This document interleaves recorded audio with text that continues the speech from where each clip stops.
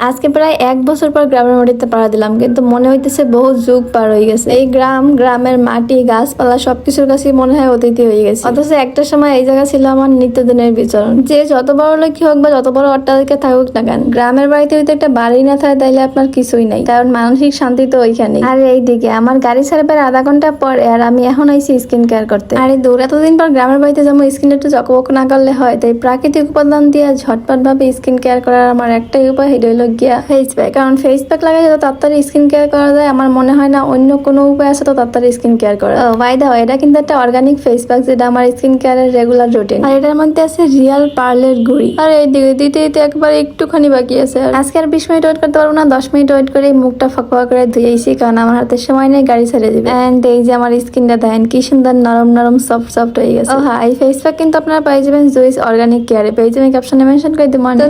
আমরা বাসের মধ্যে মরুভূমি দেখতে দেখতে বাড়ি যাই। মরুভূমি কেন গেছি তো বুঝতেই পারতেছেন, সবার মাথার উপরেই দেখি ফুটবল খেলার মাঠ হয়ে গেছে। দুই ভাই বোনে মিললে হাঁসমুড়া কানমো তাই বুঝতে আসছিলাম না। আর এইদিকে মরুভূমি দেখতে দেখতে বাইরে তাকাই দেখতেছি তো পুরাই বৃষ্টি। আমি যে গ্রামে আইছি তা গ্রামও বুঝতে পারছে, এর লেগে বৃষ্টি দিয়েই আমার ওয়েলকাম করছে, কারণ আল্লাহ খুশি হইলে নাকি বৃষ্টি দেয়। আইতে না আইতে আমার ভাইয়ের লম্বা লম্বা হাত দিয়ে পেয়ারা পেয়ারা খাওয়া শুরু হয়ে গেছে। আর ওই দিকে আমি পেয়ারা আমার 2 হাত উপরে। না না, এখন এত বড় হইতে পারি নাই, দে ভাই তুই পাইরে দে। এই না হইলো গ্রামের শান্তি। শহরে বসে যত টাকা দিয়ে যত ভালো জিনিসই কিনা খাই, এই যে প্রাকৃতিক একটা জিনিস গ্রামের মধ্যে আসলে পাওয়া যায়, এটা কই পাইবেন কোন? গ্রামে হয়তো অনেক বড় বড় অট্টালিকা নাই, কিন্তু এখানে ভালোবাসা আর প্রাকৃতিক জিনিসের অভাব নাই। এই যে ধরেন আমার হাতে এই মাছগুলা দেখতে আছেন, এগুলো কিন্তু কোনো পুকুরে চাষ করা হয় না, এগুলো হইলো গিয়া ধান খেতে বা মাঠে খালে এইসব জায়গায় পাওয়া যায়। এত বৃষ্টির মধ্যে যাই আব্বু ভিজে পুড়ে আমার লাগে এই মাছ কিনে আনছে, কারণ আমি এই মাছ খাইতে চাইছি। আগে দাঁড়ালা ধরাই দিয়ে গেলাম যে এখানে কি কি মাছ আছে পারলে একটু কত। আচ্ছা, আপনারা গন্তে এখানে কি কি মাছ আছে? আপনারা দেখতে দেখতে আর কইতে কইতে এদিকে রান্না বাড়াও শেষ আর আমার খাওয়াও শুরু হয়ে গেছে। তার মধ্যে আছে শাপলা ভাজি, শাক ভাজি, মশলা ভাজি